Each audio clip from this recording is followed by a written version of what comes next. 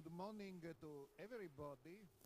This is a seminar with many speakers and little time. So before saying a few words of introduction, I will ask the most important speaker of them all, Dr. Hong Daotse, to say his words opening this seminar. Dr. Hong.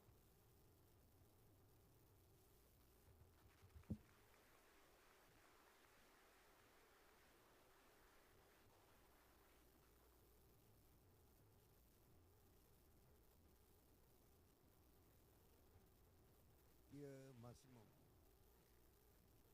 各位 distinguished guests, ladies and gentlemen, good afternoon.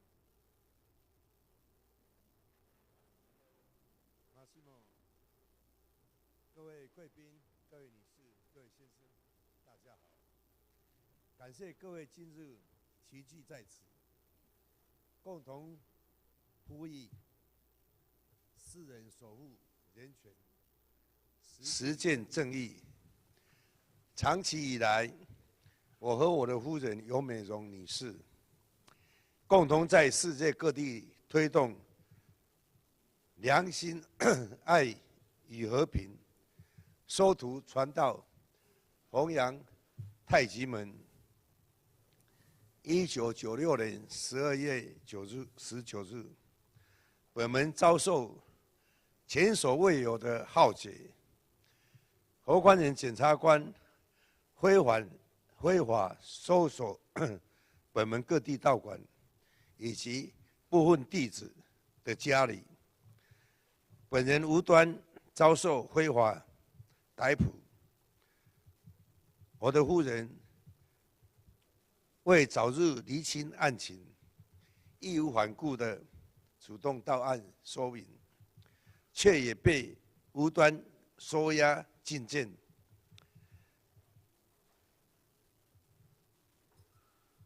当时候，侯官人检察官一面以刑事诈欺起诉，一方面利用税务员做伪证，从未实质调查就开出天价的税单，恶意制造无中生有的一个假案，让本门同时遭受刑事起诉与逃漏税款的指控。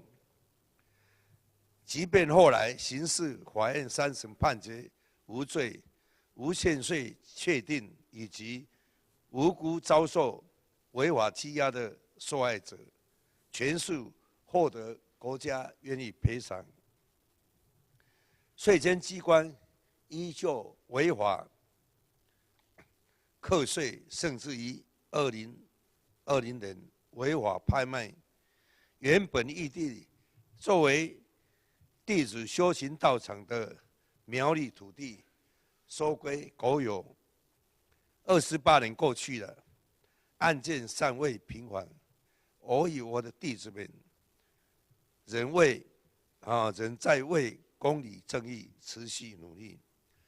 本门遭受如此横逆，我的夫人面对这样的变故，始终没有任何怨怼，与我并肩面对，以坚毅不拔的精神一路相随，更鼓励弟子要欢喜面对，勇敢向前。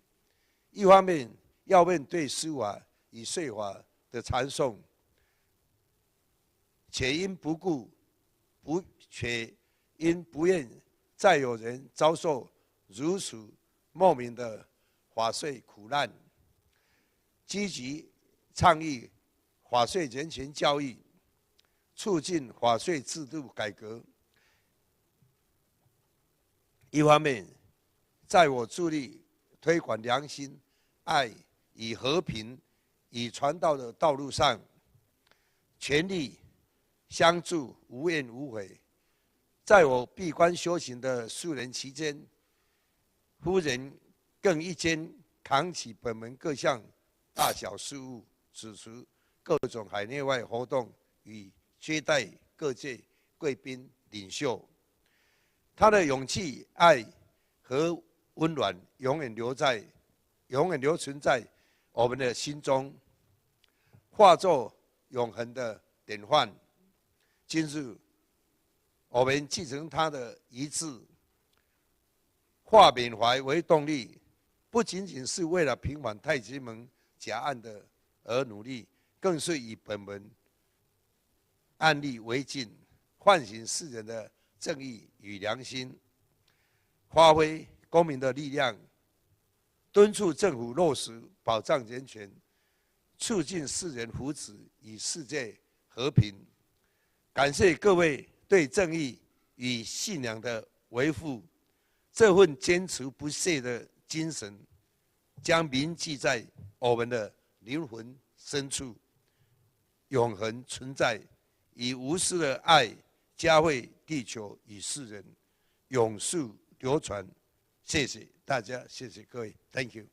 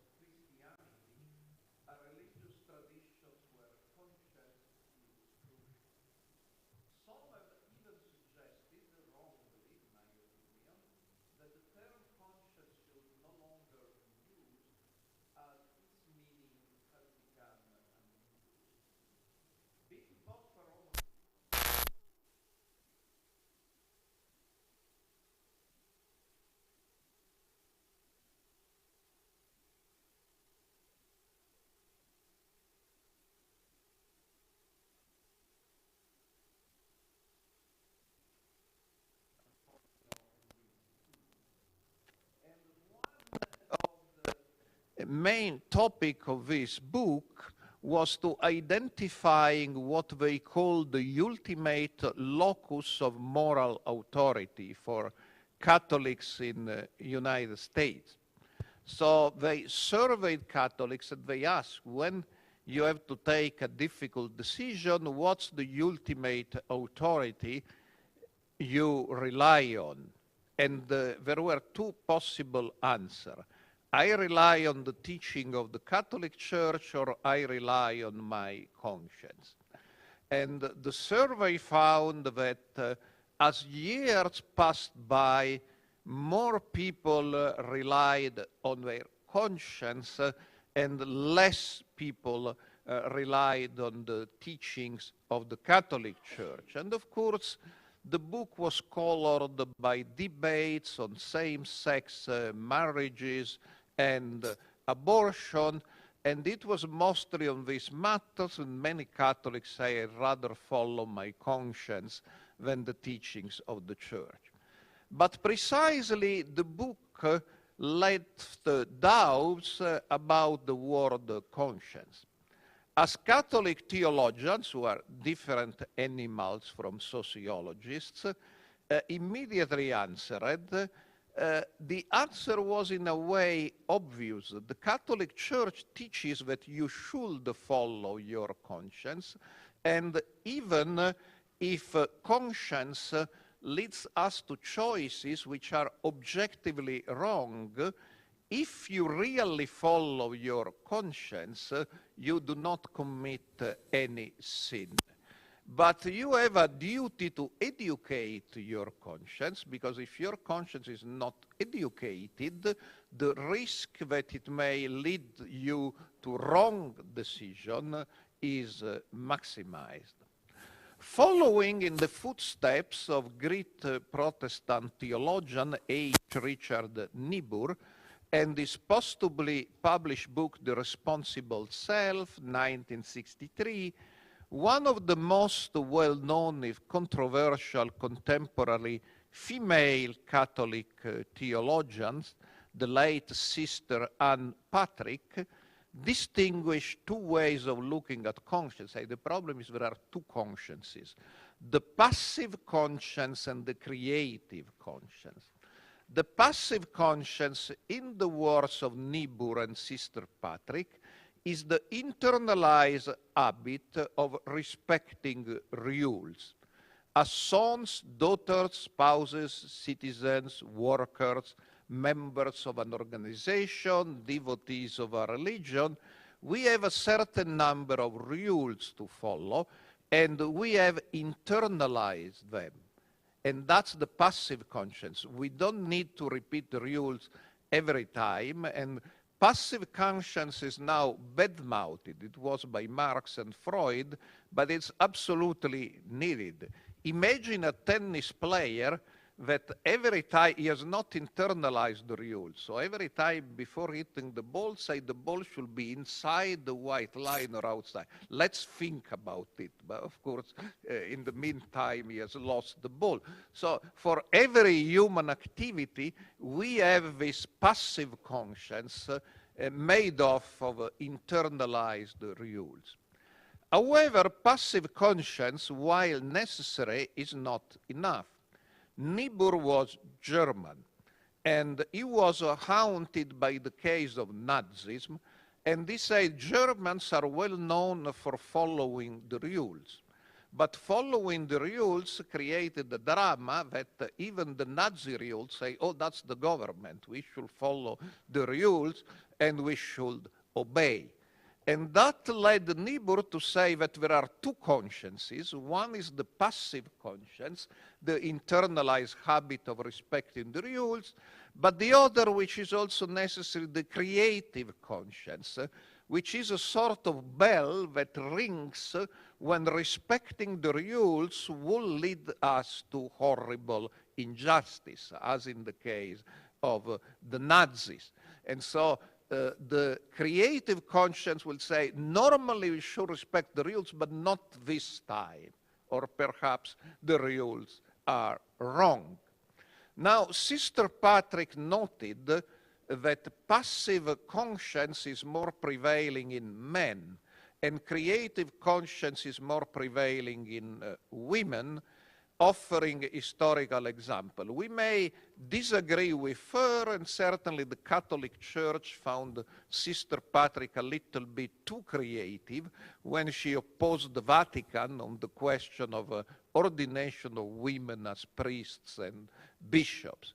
But on the other hand, it's true that history is full of great women who follow their creative conscience, including in the history of the Catholic Church from Catherine of Siena in the 14th century to Dorothy Day in the 20th century. They opposed certain rules, but they didn't leave the church. They stayed in the church, but through the creative conscience, they led to reforming the rule.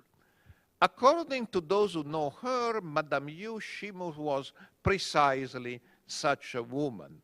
She fully realized that in our time, conscience cannot be taken for granted, that it's necessary to respect the authorities, but sometimes the actions of the authorities can be unjust and should be opposed. So she looked for new and creative ways to promote conscience. She supported the movement of an era of conscience and participated in the International Day of Conscience events. And today we celebrate and honor her example as we struggle to become brave, loyal, and creative men and women of conscience ourselves. So that concludes my introduction, and the first speaker of the many of today is Sara Susana Pozos Bravo, a professor at Universidad Salman of Jalisco, Guadalajara, Mexico, and she will speak in Spanish, but a text in English has been distributed to all of you. In the interest of time, you can follow the written text. There will be no consecutive translation. Gracias. Buenas tardes. Thank you. Good afternoon. A lo largo de la historia de la humanidad, los seres humanos han sido perseguidos por sus creencias. Una y otra vez, las religiones mayoritarias o el monarca primero, el rey antes y el Estado después, poseídos por un poder irracional, han luchado contra quienes no piensan y no creen igual que ellos o han utilizado las herramientas legales manipulando y fabricando evidencias para construir casos contra grupos religiosos y creencias. La historia de las persecuciones no es exclusiva de las guerras religiosas o de las guerras de colonización. A veces trasciende las fronteras, pero otras ocasiones es el propio Estado el que las promueve, incita y persigue. Lo hace a través de los vacíos legales, de la fabricación de casos y pruebas y de la compra de testigos principalmente. Cuando la persecución inicia, el contexto histórico, político, social y mediático son determinantes porque en esa persecución la violación a una serie de derechos es inevitable. El primero en ser violentado es un macroderecho, así lo llamo, que es el de la libertad de pensamiento, de conciencia y de religión. ¿De qué trata este derecho? El derecho a la libertad de pensamiento, de conciencia y de religión, que incluye la libertad de creencia, consagrado en la Declaración Universal de Derechos Humanos en su artículo 18, en realidad consagra y protege varios derechos. En la esfera más íntima del ser humano se encuentran las libertades de pensamiento y de conciencia, mientras que en la esfera visible del ser humano se ejercen las libertades de religión y de creencia. Estos 4 derechos deben de ser protegidos y respetados por el Estado, y ante algún caso de violación a estos, el Estado debe actuar en consecuencia. Por lo anterior, nadie, Absolutamente nadie debe ser perseguido por creer en algo, sea un ser supremo, sea una deidad o varias, sean fes mayoritarias o minoritarias. La persecución se convierte en discriminación cuando otros derechos comienzan a ser negados o cuando son objeto de odio promovido desde las redes sociales y también desde el Estado mismo. El derecho a la conciencia es actuar según las convicciones, las creencias y las ideas de las personas. Como todo derecho, este macro derecho tiene sus límites y la conciencia, no el derecho, tiene otras acepciones. En el marco del Día Internacional de la Conciencia adquiere una connotación distinta. Se trata aquí de cómo la sociedad sienta las bases para una cultura de paz, de cómo creamos las condiciones de estabilidad y bienestar, de relaciones pacíficas y amistosas basadas en el respeto por los derechos humanos y las libertades fundamentales. La conciencia ligada a la promoción de una cultura de paz es otra forma de promover el respeto por los derechos humanos, el reconocimiento y adhesión de los principios rectores universales, así como la eliminación de todas las formas de discriminación contra mujeres, niños y grupos vulnerables principalmente. Es otra forma mediante la que todos, absolutamente todos, fomentemos la paz con amor y conciencia. ¿Cómo construimos la paz o cómo establecemos una cultura de paz? A través de una serie de actividades indispensables para construir la cultura de paz, actividades sociales, educativas, culturales y cívicas. Es una estrategia mundial en la que caben todos, pero en donde el factor determinante es el respeto absoluto a todas las formas de pensar y de creer o no creer. Por ese extraño poder que ciega a los gobiernos es que el respeto absoluto se ignora, dejando de lado todas las aspiraciones para construir una cultura de paz. La paz no solo es ausencia de la guerra, sino la ausencia de la violencia, la ausencia del reconocimiento a la dignidad de las personas, la ausencia del odio y estigmatización contra el grupo y fe perseguida. Cuando un Estado o gobierno fabrica un caso como el del Tai Ji Men, el Estado ha dejado de ver al movimiento y ha dejado de ver a los discípulos como seres humanos. El que debería de garantizar la protección de los derechos humanos se convierte en violador de estos y la persecución inicia. Los últimos 28 años, Tai Ji Men ha luchado porque sus derechos sean respetados, porque se repare el daño causado tras la sistemática violación a sus derechos y tras el despojo de sus propiedades. Por eso hoy, en el marco del Día Internacional de la Conciencia, un día en que la señora Shimu, a quien honramos hoy, ayudó a establecer, creemos firmemente que estas actividades de tipo cultural que promueve el equilibrio entre lo físico y lo místico son más importantes, son determinantes para recordarnos que nadie debe de ser perseguido, discriminado o estigmatizado por sus creencias, que todos debemos fomentar la paz y que invariablemente debemos transitar de la tolerancia al respeto. Muchas gracias.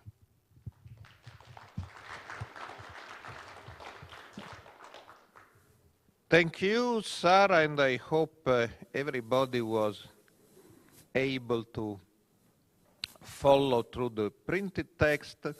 And the second speaker is Stefania Cerruti, External Relation Manager of Major Emergencies and Disasters International School.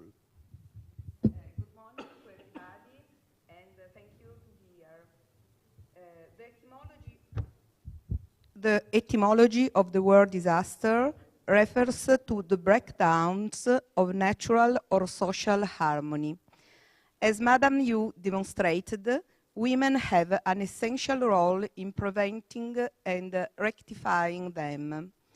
A defining moment in the life of Madame Yu Mei-young, Dr. Hong's wife, happened after the terroristic attacks of September 11, 2001. When asked by her husband for her opinion whether their United States tour leading them to Hawaii should continue, considering the possible dangers, Madame Yu answered, "Wherever you go, I will follow."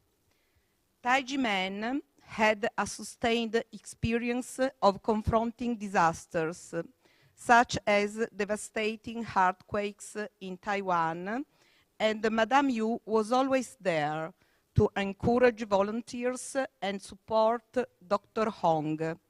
"Wherever you go, I will follow." When a human-made disaster, the persecution that started in 1996 hit Tai Ji Men, Madame Yu was also there to support her husband and was even detained herself. "Wherever you go, I will follow." I serve as External Relations Manager of MEDIS, the Major Emergencies and Disasters International School, and my field is the study and prevention of disasters. Disasters is what philologists call a false Latin word. Both the prefix dis and the word astrum existed in Latin, and if we would come across the word disastrum, we would easily recognize it as a perfect Latin word, formed according to the rules. But the fact is that the word disastrum did not exist in Latin. It only appeared in Italian as disastro in the 15th century, from where it went to French, désastre, and to English, where disaster is first attested around 1590. This late appearance of the word disaster is significant because it indicates what in the Renaissance was considered the root cause of disasters. Aster in Greek and astrum in Latin mean star. The prefix dis means non or not. I am sure Tai Ji Men dizi have experience of the word dishonest, as they had to confront dishonest bureaucrats. The dis before honest means not. Bureaucrats are dishonest if they are not honest. But what does this mean if you put it before the word star, a non-star? This would hardly make sense. To understand the original word disaster, we should consider that in the Renaissance, astrology became extremely popular in countries such as Italy and France. The kind of astrology prevailing in the Renaissance assumed that almost everything was determined by the correct alignment of the stars. If the stars fell out of alignment, there was no way of escaping catastrophic consequences. The word disaster was thus coined to indicate what happens when stars, remember, asters mean star, are not, meaning are not in the correct alignment. Whether we believe or not in the influence of the stars, a truth we can all believe in lying behind the word disaster as a misalignment of celestial bodies is that there is a certain harmony both in the universe and in human society, and that breaking this harmony leads to disasters. This is often true in natural disasters, which may not be totally spontaneous and unpredictable, but are the result of human-made violations of the harmony of nature. And of course, wars of aggression break the harmony between countries, and injustice breaks the harmony in society, as it happened in the Tai Ji Men case. When disasters hit, women have a special role. Women and female organizations have played an essential role in disaster relief activities. Women are often the most vulnerable during disasters, and their needs are often overlooked. Women activists and female organizations have been instrumental in providing support to women during these challenging times. One of the earliest examples of women's involvement in disaster relief can be traced back to the great San Francisco earthquakes of 1906. After the earthquake, women's organizations, such as the Women's Emergency Committee, played a critical role in providing aid to the victims. Another example is Hurricane Katrina in Louisiana in 2005. Women's organizations such as the Women's Art Alliance and the National Organization for Women provided food, shelter, and medical assistance to those affected by the disaster. In addition, supplying aid to the victims of disasters, women's organizations have also been instrumental in promoting disaster preparedness and risk reduction. For example, the United Nations Women, a United Nations entity whose mandate is to empower women internationally, has been working to promote gender-responsive disaster risk reduction and resilience. The organization also tries to ensure that women's voices are heard in the development of disaster risk reduction policies and programs. It is thus not surprising that when Tai Ji Men Dizi remember and celebrate the work they did in the aftermath of Taiwan's earthquakes and how they confronted the human-made disasters of injustice and legal and tax persecution, their gratitude and remembrance immediately goes to the dear memory of Shimu, Madame Yu. When a disaster hit, we need brave women to help. Madame Yu's work will never be forgotten.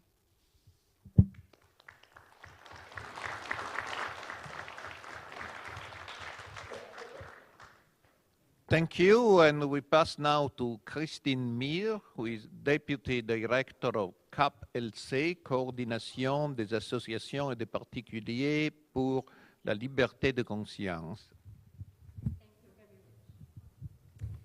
In the 18th century, the Enlightenment marked a decisive turning point in the history of Western thought.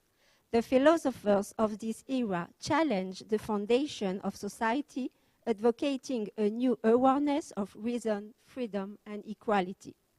Among them, the women of the Enlightenment played a crucial role in promoting political awareness and human rights to create a more just and harmonious world. The French literary salons, organized by influential women such as Madame de Tencin, Madame Geoffrin, and Madame du Deffand, were meeting places for intellectual exchange.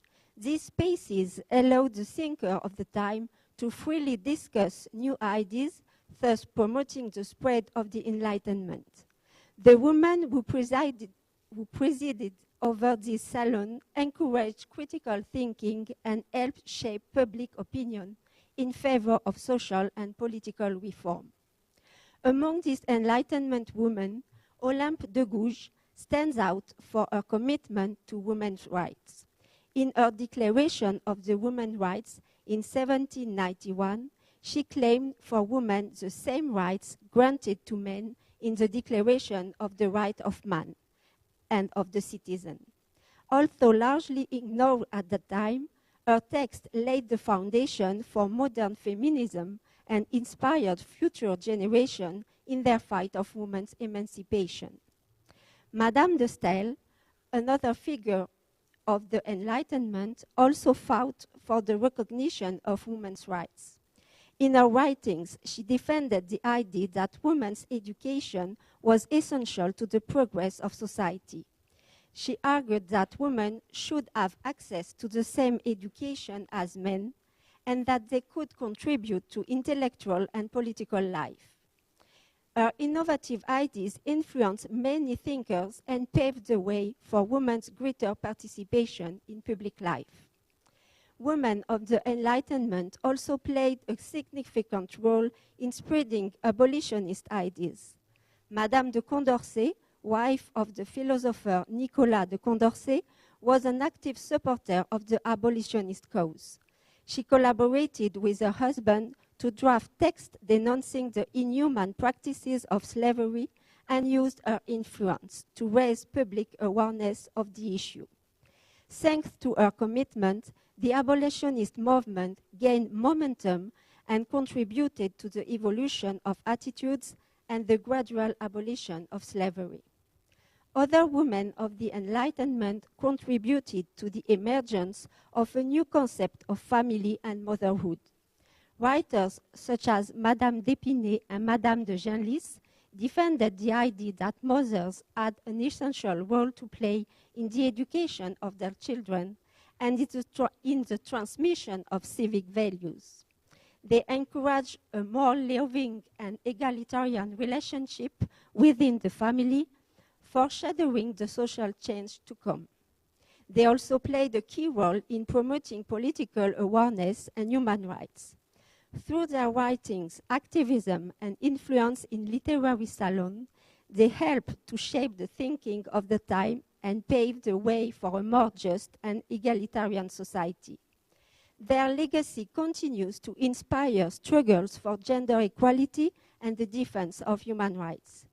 Their invaluable contribution to the history of ideas and the building of a better world has been carried on by many women around the world. One of them was Madame Yu Mei-young, Shimu of Tai Ji Men.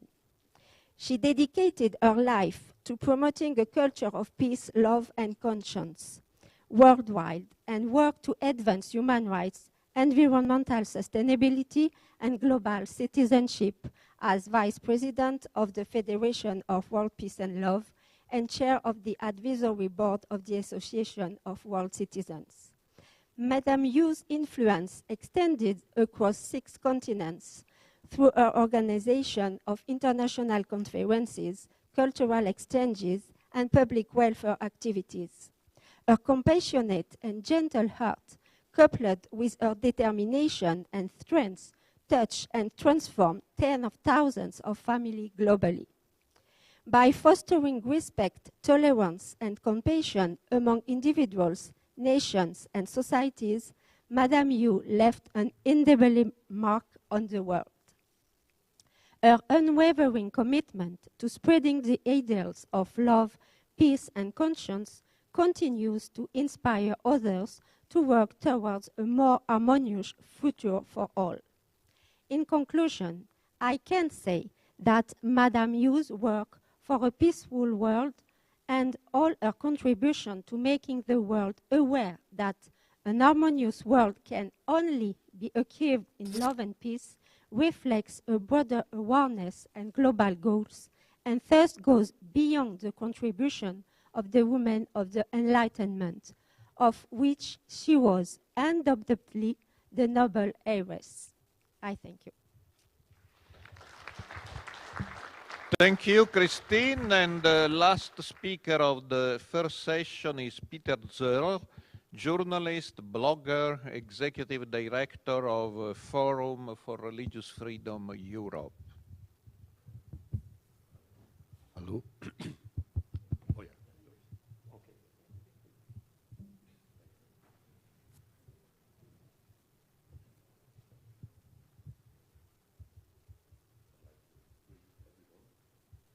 cannot hear you.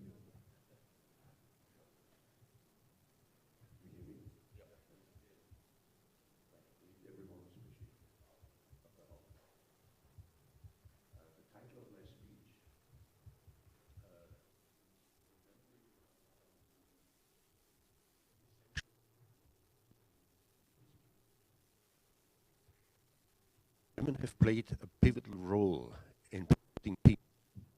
Two recent examples are the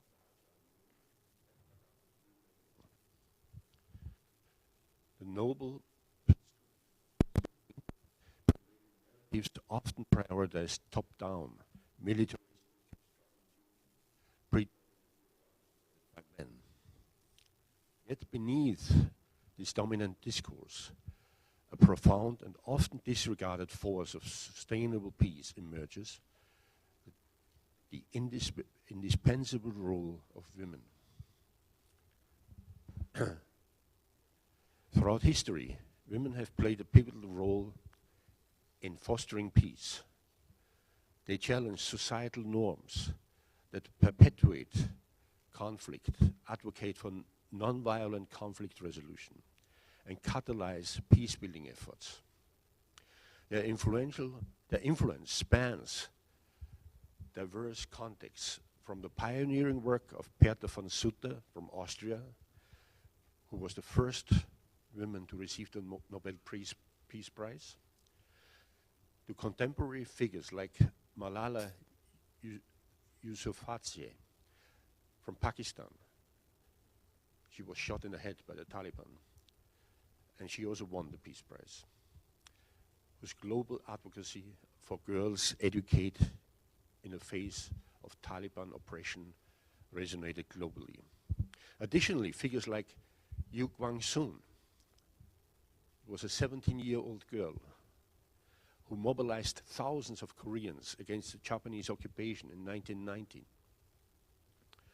And Wangari Maathai, whose environmental activism in Kenya highlighted the link between environmental degradation, poverty, and conflict, demonstrate the multifaceted ways women drive peace building. However, beyond their national impact, there exists a notable phenomenon that distinguishes certain women peacemakers, which is their ability to effect change on a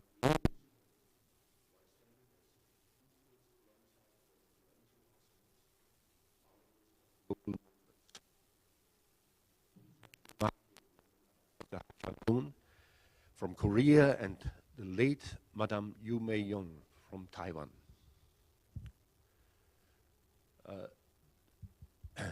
Both were spouses of charismatic leaders of spiritual movements.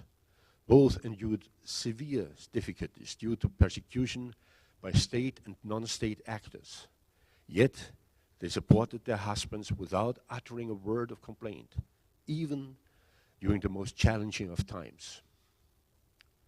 Each demonstrated remarkable leadership qualities and spearheaded numerous peace projects and on an international scale. Another notable aspect is that both husbands treated their wives as equal partners. This husband-wife unity may indeed be the secret power behind enabling global leadership in peace building.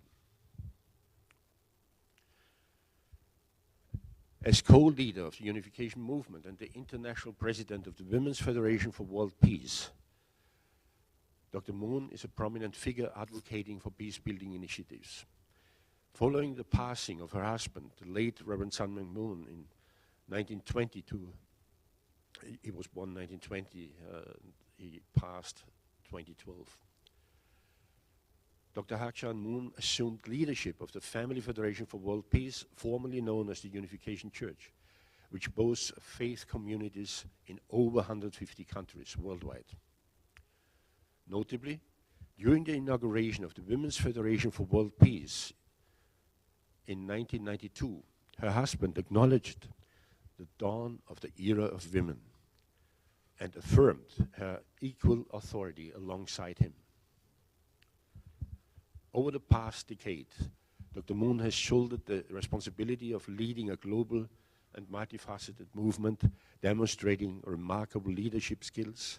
And in 2022, following the assassination of Prime Minister Shinzo Abe, the Kishida government and public opinion wrongly implicated the Unification Church in this tragedy.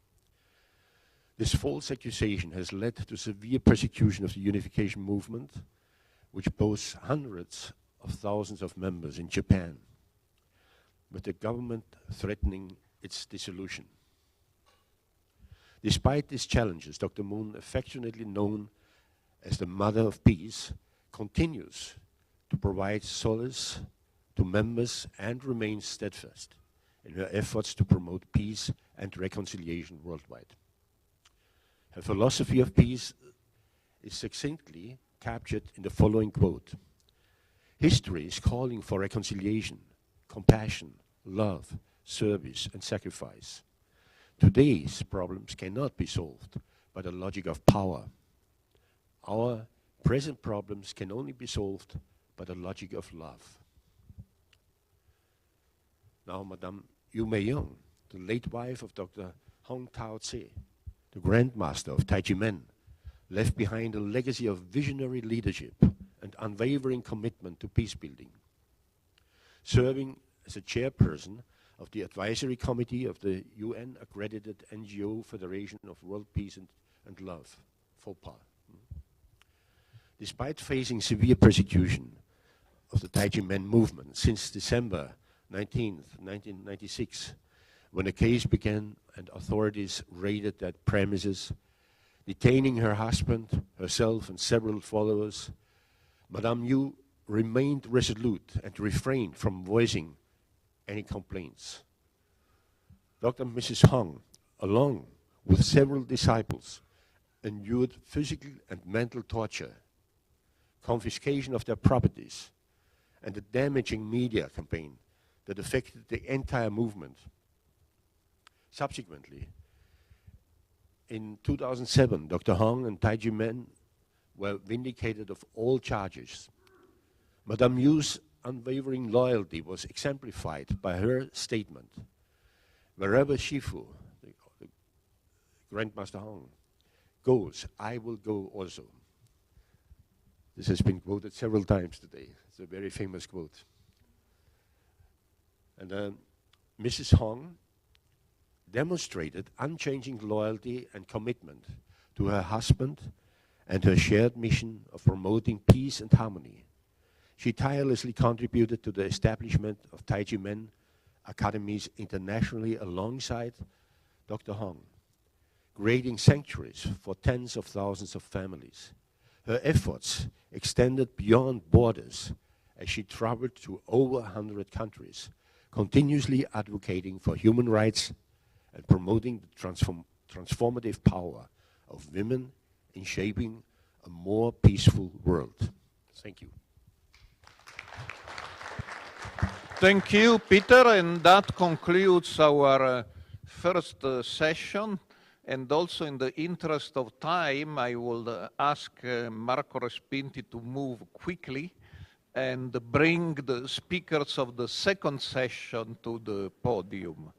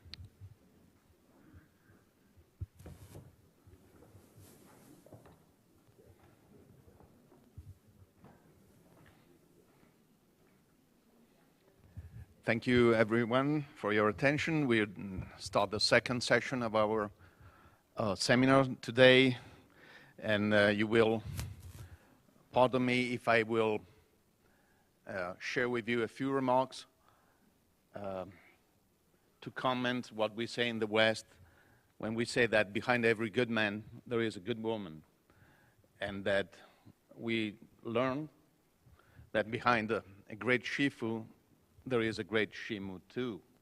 Because for many of us, the Tai Ji Men case is now a familiar topic, even if we are not Tai Ji Men dizi or disciples. We feel as we have been knowing it since the beginning, even if we started studying it only a few years ago. We will continue lamenting the incredible non-solution of that case, paper after paper, article after article, webinar after webinar, conference after conference, but we also run a risk, that of taking things for granted, forgetting their real meaning in human terms. In fact, behind the label Tai Ji Men case, there are personal stories of real people. There are dramas and tragedies of real people. Let me today, together with my colleagues, panelists of the previous session, this session, the next session, remember one of the persons who suffered the most because of the case. It is Madame Yu Mei-Yung. She was the co-founder, as you perfectly know, of the Tai Ji Men Qigong Academy, the vice president of the Federation of World Peace and Love, FOPL, as well as the chair of the advisory board of the Association of World Citizens. When Dr. Hong Tao-tse, Shifu, or Grand Master of the Tai Ji Men, was unjustly arrested in 1996 with some dizi. At the beginning of what we now call the Tai Ji Men case, she was arrested with them. She shared their fate, the bitterness, the loss, the pain. Then she went on to see the radiant day of their release, as well as the victory in 2007 when the Supreme Court of the Republic of China, Taiwan, ruled that Tai Ji Men and those who had been arrested were guilty of no crime. But she also was there sharing Shifu's and Dizi's sorrow when the case continued, ignoring the Supreme Court's verdict. At that point, she fought evil with goodness and engaged in the peace education work of FOPL, contributing to bring a smile where there was sorrow, relief where there was suffering, understanding where there was fight, peace where there was evil. Today, we salute her. Allow me now to share my interest in ancient civilizations. Sumerians lived between the 4th and 3rd millennium BCE, before Common Era, in the historical region of southern Mesopotamia. Their literature includes a poem typically inscribed in cuneiform characters on a tablet made of clay, which archaeologists classified as Istanbul, number 2461. Conserved in the Museum of the Ancient Orient in Istanbul, Turkey, it was discovered at Nippur in present-day Iraq between 1889 and 1900. In 1951, it was translated into English by Samuel Noah Kramer, one of the most important specialists of Sumerian history, literature, and language. Its verses were written by the Sumerian king Shusin, who reigned about 1973 to 1964 BCE, to his spouse. Scholars have entitled it the Love Song of Shusin. Interestingly, the poem has a profound spiritual meaning. It could have, in fact, be part of the religious rituals that celebrated yearly the symbolic marriage of the king of the Sumerians with Inanna, the goddess of love, war, and fertility, but also of political power and divine love. I dare here only mention that the concept of divine love has been associated by both Western and Eastern scholars and commentators with the Chinese concept of Tao, which is at the roots of Tai Ji Men's teaching. The first stanza of that Sumerian poem reads, "Bridegroom, dear to my heart, goodly is your beauty, honey sweet. Lion, dear to my heart, goodly is your beauty, honey sweet." In the book History Begins at Sumer, originally published in 1956 and again in 1959 and 1981, Kramer offers the complete translation of the poem, from which I took these lines, commenting, quote, "There was no mistaking its content. What I held in my hand was one of the oldest love songs written down by the hand of man," end of quote. Madame Yu Mei-young has played many important roles in her life, but first of all, she was Shimu, the wife of our good friend, Dr. Hong. The Chinese word shifu and Shimu are both composed by two ideograms, one being common to them. Their common ideogram is shi and means teacher. Shifu contains the ideogram fu, meaning father, and Shimu contains the ideogram mu, meaning mother. Shifu and Shimu are the spiritual parents of the dizi, and the Tai Ji Men community would not have existed with only one of them. It is then proper to dedicate the Sumerian love poem, the most ancient love poem of humanity, not only in remembrance of the departed Shimu, but to celebrate the incessant love that brought Dr. Hong Tao-tse and Madame Yu Mei-young together. It is now my pleasure to introduce the first panelist for this second session, Ms. Camilla Marin.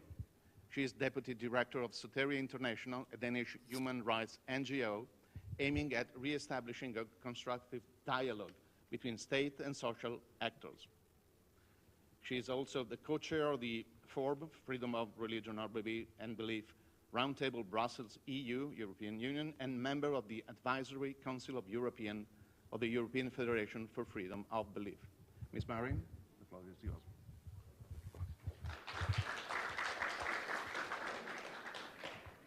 Thank you very much, Marco, and thank you very much, Dr. Hong, and all of you.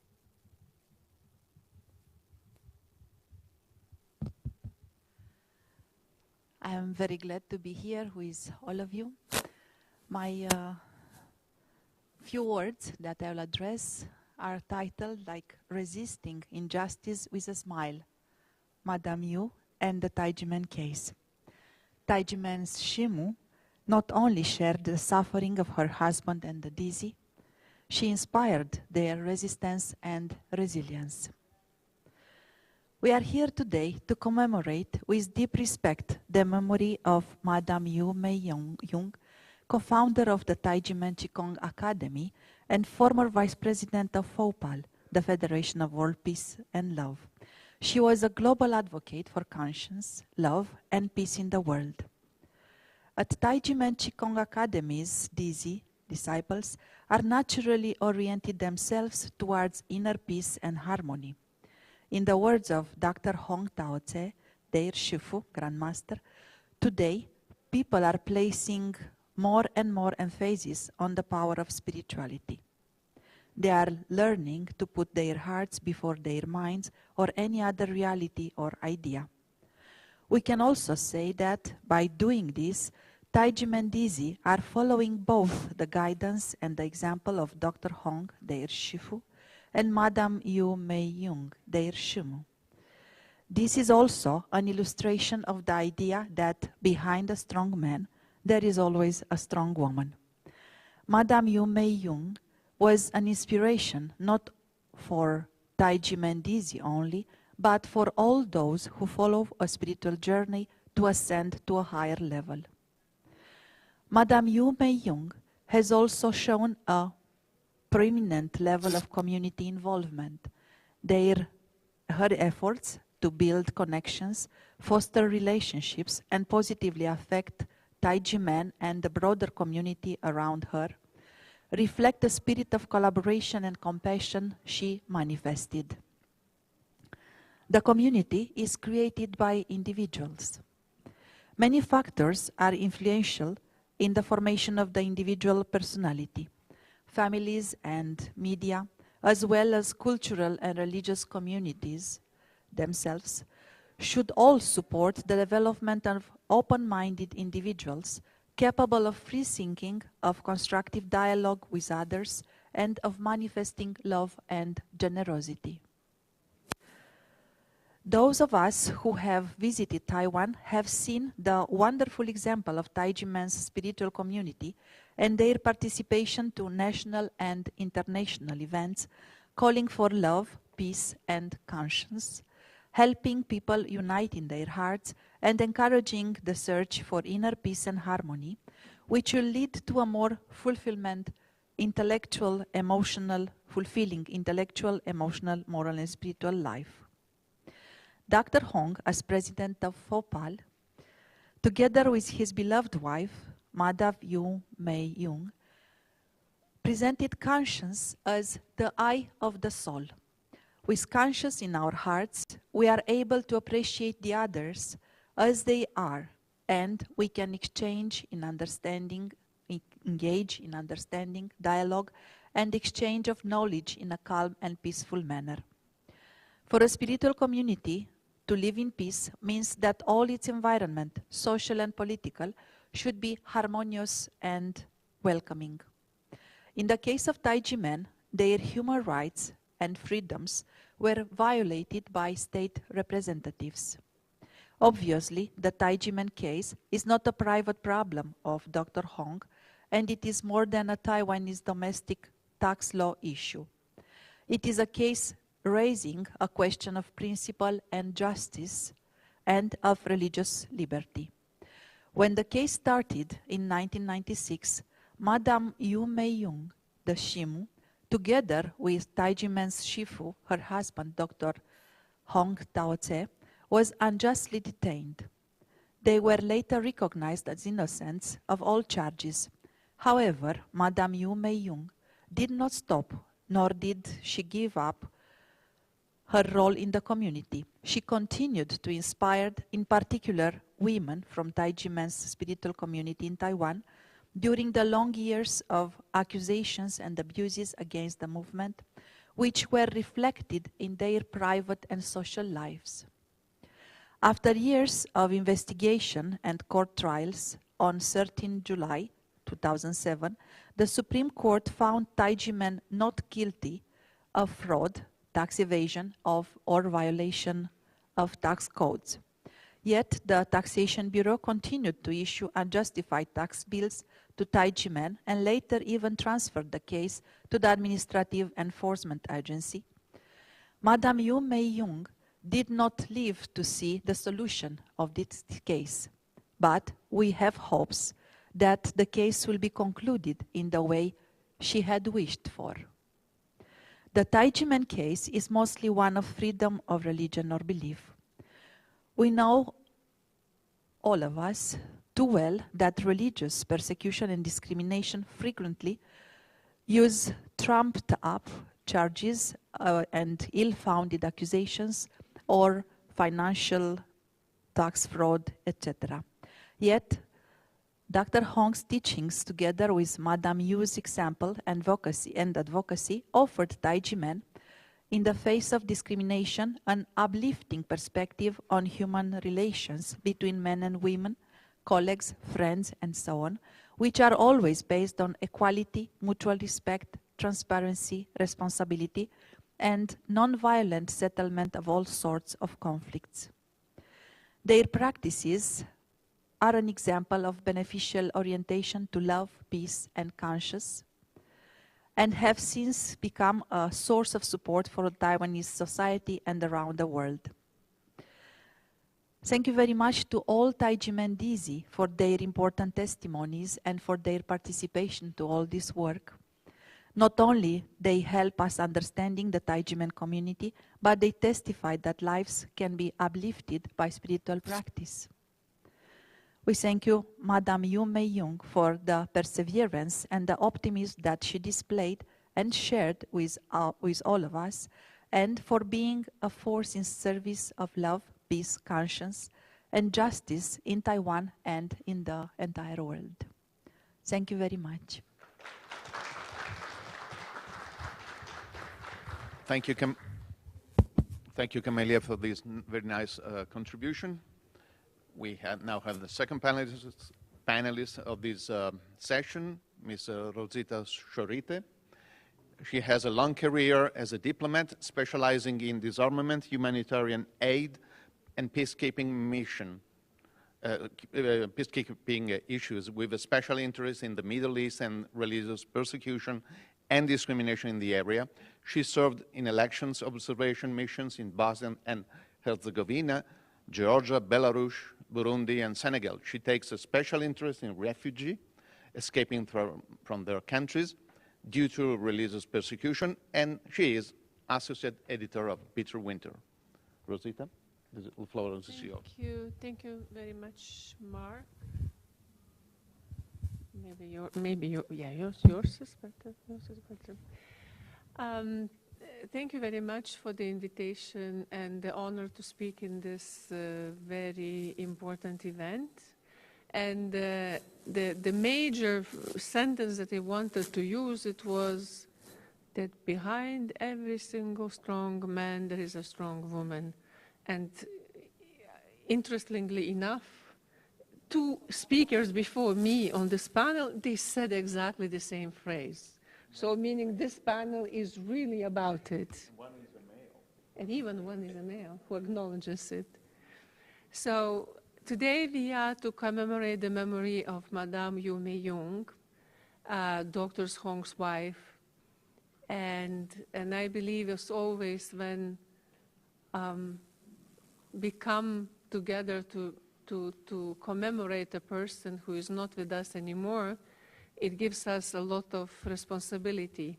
Unfortunately, I never met this person personally, but from what I have learned, she had a very rich and fruitful life. And I liked very much, Marcos, if you could repeat later perhaps, shifu. It's like, it sounds for me is this perfect yin-yang, right? It's without a female, the male is not perfect, and without male, the female is not perfect. And the perfection is in this perfect unity. And among many of Madame Yu Mei-young's positions and activities in life, she also served as a vice chair of the Chinese Wushu, I don't know how to pronounce, Federation, and was directly involved in the preparation of the martial arts exhibitions and competitive achievements that made Tai Ji Men famous throughout the world. And that is the aspect that I would like to concentrate my speech today. With her efforts, Tai Ji Men included the participation in the 8th World Cup International Martial Arts Wushu Championship in 2001, and Tai Ji Men athletes won several gold medals. Unfortunately, I do not practice martial arts, but I perfectly know that this is a powerful technique based on the traditional Eastern Asian technique that is a universal energy key that flows through the universe. With the help of a practitioner trained by an experienced master, this energy can be mobilized to restore imbalances and achieve physical, mental, and spiritual benefits. The Japanese use word ki, which is the equivalent of the Chinese ki, now more often translated as chi. The concept of chi is also central to Chinese martial arts. In fact, just as it flows through the universe, chi is believed to be a vital force that flows through the human body and is responsible for maintaining health and vitality. In martial arts, the cultivation of chi is considered essential for developing strength, speed, and agility, as well as for enhancing mental focus and concentration. The legendary Chinese monk Bodhidharma is credited with introducing martial arts to the Shaolin Temple in 6th century, where he taught the monks how to cultivate their qi through meditation and physical exercises. This eventually evolved into Shaolin's Kung Fu. While today China has made the Shaolin Temple into a touristic attraction, its schools of martial arts still maintain something of the old excellence and philosophy based on mobilization of qi.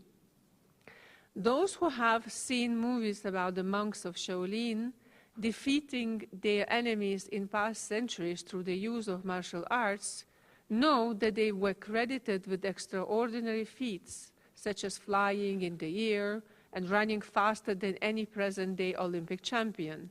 These are, of course, legends. However, there are sufficient testimonies of the astonishing prowess of ancient martial arts practitioners, and theoretically, a perfect mobilization of qi may allow for impressive performances.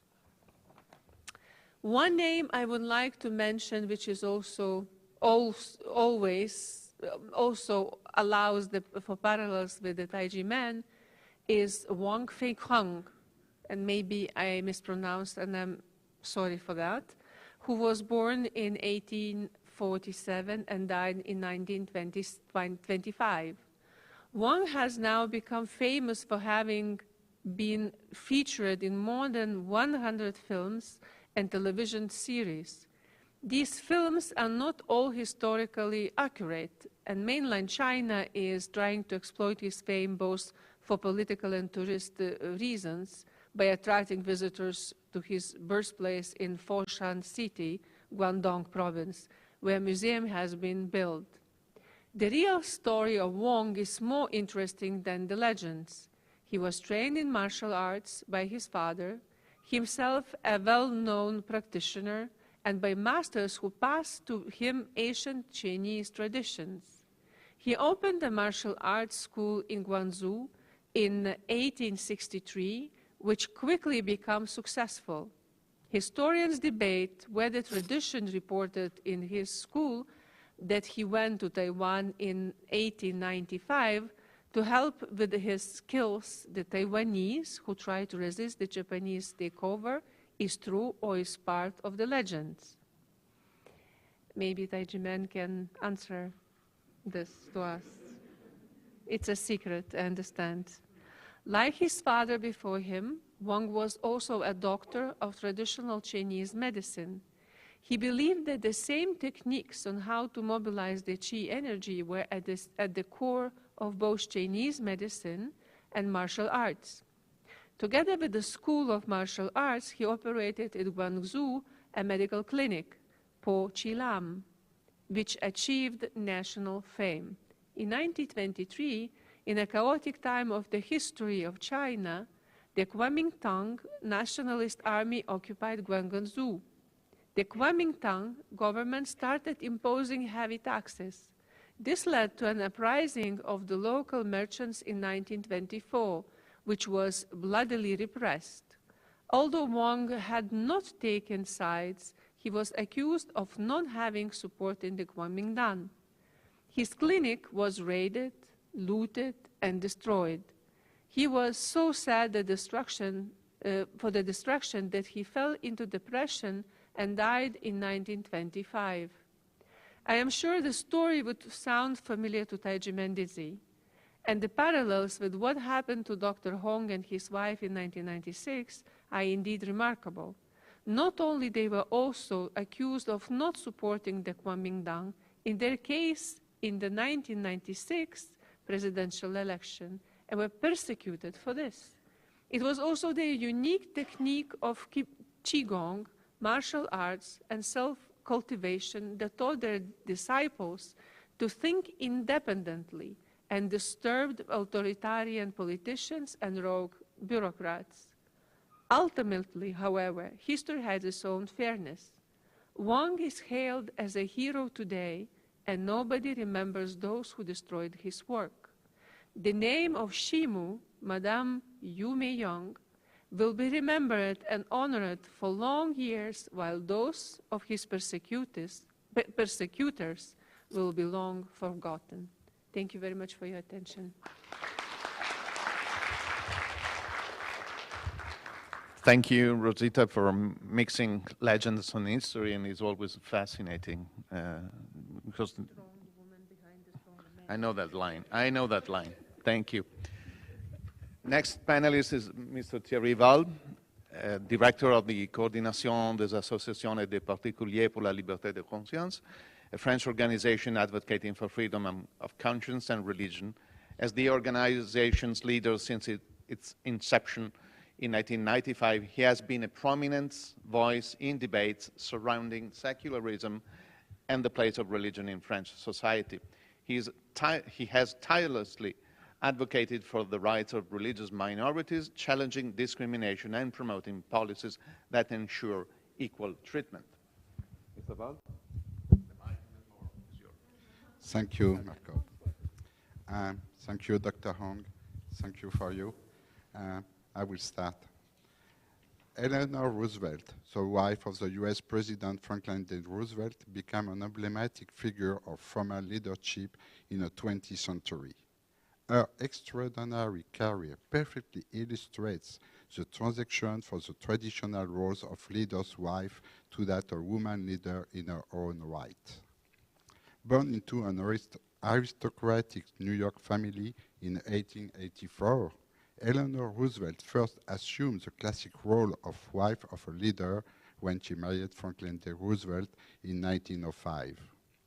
As First Lady of the United States from 1933 to 1945, she actively supported her husband in his presidential duties, including numerous trips across the country to meet Americans and understand their concerns. But Eleanor Roosevelt was not content to be the wife of the president.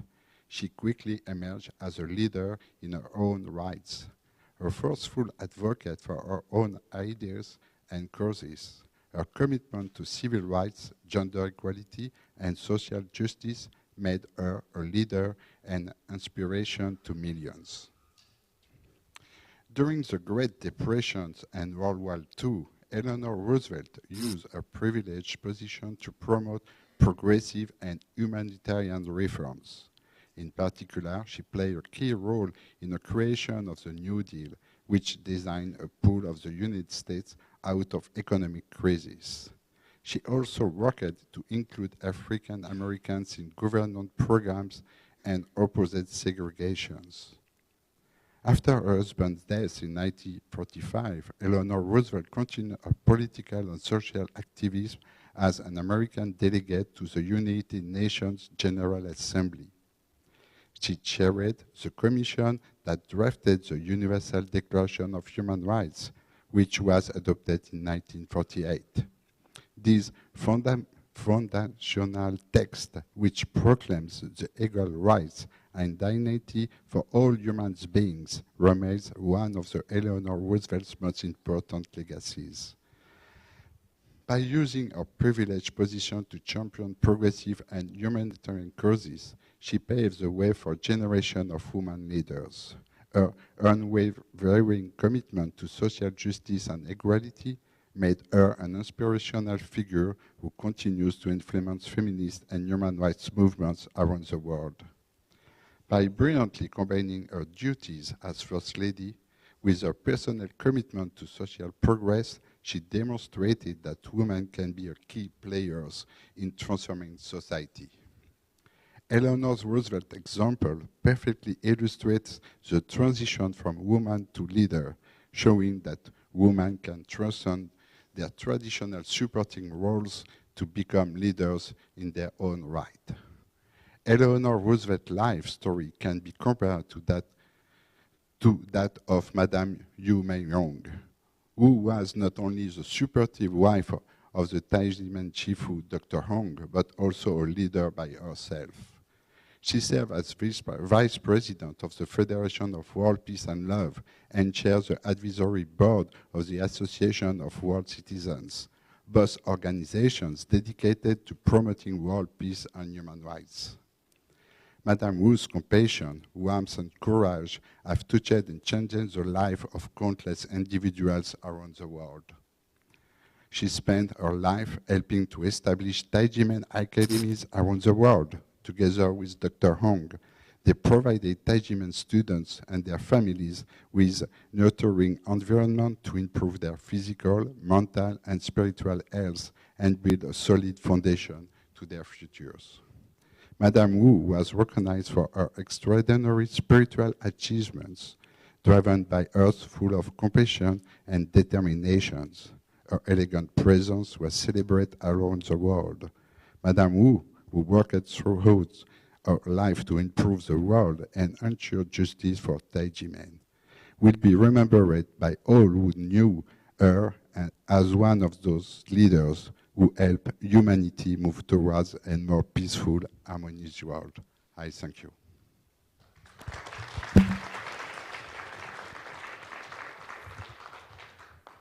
Thank you, Thierry, for your contribution, commenting almost on the same strong idea that we were, and we didn't, manage to no coordination. This is a good thing.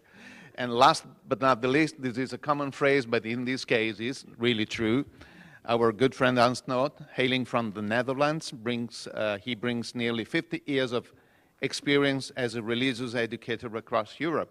Since 2008, he works in the field of human rights, and he has spearheaded various human rights initiatives, serving as the chairperson of 3 prominent human rights organizations in the Netherlands.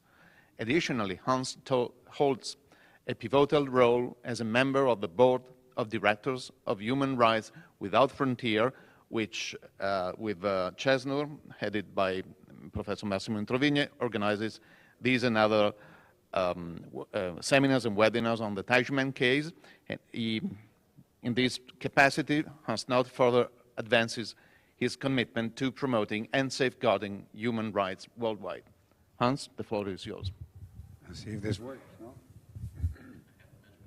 Maybe at the bottom. 1, 2, 3. We'll try another one. 1, 2, 3. Yeah. Yeah, that's the magic touch. And for your information, I want to change the record here. It's not behind every strong man is a strong woman, but next to a strong man is a strong woman. I'm scoring points now, right? Dr. Hong, honorable guests, today's event is one that is happening constantly worldwide.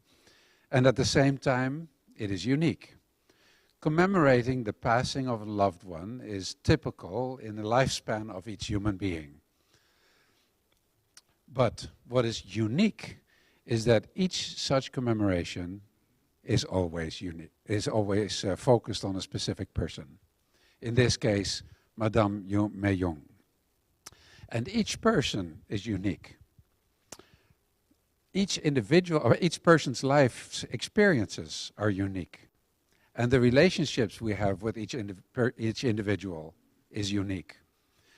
And what is especially important to these events is that they, like the birth of a child, celebrate the intersection between physical life and life beyond mortality. When a child is born, we see its body and we're in awe that it thinks, it learns, it moves, it makes sounds all by itself. There's a spirit in it that causes life. As a matter of fact, spirit, or in Hebrew, ruach, or nephesh, or neshama, means breath of life, that which makes alive, which invigorates. And this breath of life is observed everywhere throughout nature. At the same time, when somebody dies, his or her spirit leaves the physical realm, and the body becomes lifeless. It is particularly the strength of spiritual movements, such as Tai Ji Men, as well as the myriad of religions, to deal with the crossroads between the physical and the spiritual, between time and the timeless, between the realm of temporal and the eternities. Moreover, humans are uniquely equipped with the ability to see beyond the physical. We can imagine realities that we cannot actually see. We can calculate numbers in our minds, travel distances with our memories and imagination, sense the feelings and thoughts of others, empathize with those who feel pain, and much more. This ability to deal with the spiritual needs to be cherished, not destroyed by technology, technocracy, or suppressed or by ridicule or totalitarian governments. And yet, this is what we increasingly see around the world. Consequently, it would be helpful if we can somehow describe the freedom of religion or belief, or FORB in short, in a nation with the help of some sort of model. The first level of some form of FORB in a nation is when religious worship, or the decision to not worship, is enshrined in constitutional law. Overall, most nations have some form of protection to that extent. But clearly, a legal document does not in reality work well enough. Increasingly, we see the numbers of victims in nations with so-called protective legal status go up and up. What these nations could strive for is a second level of FORB. In this state, the dominant sentiments against certain religions or new religious movements bow down to let them at least exist, or better yet, recognize them as legitimate. In most countries that are on this level, religions and religious organizations have to legally register, and they are seen as a potential threat to society. Registration, therefore, is a form of exercising control over them. One step higher on the rank of freedom of religion or belief in a nation is step 3, in which there is what's called a free market of religions. Such states do not register religious organizations and do allow freedom of speech, freedom of expression, freedom of association, and freedom to change religions, and so on. Yet, in this level too, we observe that the ties between governments and religions are not severed. Religions are politically involved, and state actors may use religions for their own political agenda. That gets us to level 4, the highest form of freedom of religion or belief in our model. This is when the freedoms of the previous level are not just allowed, but especially protected by the state, in which the religions too do not mingle in government affairs and politics. It is complete separation of state and religion, and the law acts as a protector of both. It is sometimes referred to as sorobas, separation of religion or belief and state. The power of definition in society works equally and independently between government, judiciary, and religions. Of course, this is just a model by which we can help distinguish one level from another. But it may help us to understand the situation of Tai Ji Men in Taiwan. Clearly, Taiwan has a high form of freedom of religion or belief, perhaps best described by level 3 in our model. And yet, would it not be great if by some miracle the government reins in the National Tax Bureau and drops the illegal taxes against the spiritual movement, Tai Ji Men? Going to level 4 in our model protects all religions and non-religions equally, socially, by law, and by enforcing the law. We are so close, and yet so far away. Thank you.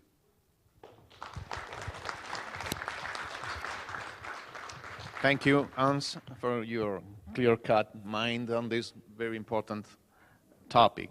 We just concluded the second session, and I call Mr. Willy Forteret and the next panelist for the third and concluding section.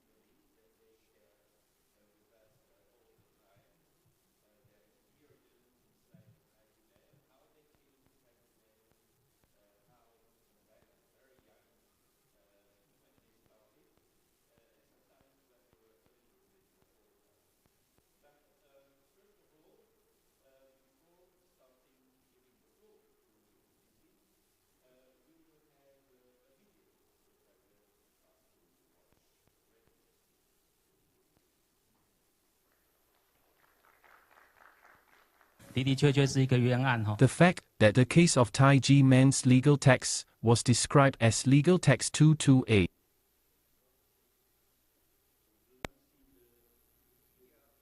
Have the sound, but we don't have.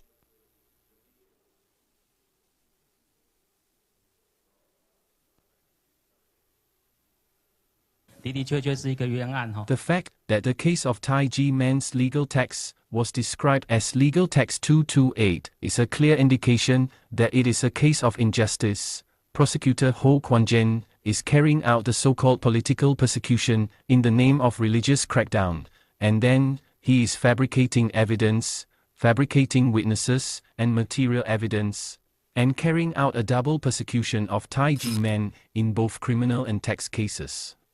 In response to Ho Kwon-jen's illegal administrative actions, the Supervisory Yuan has made 2 reports.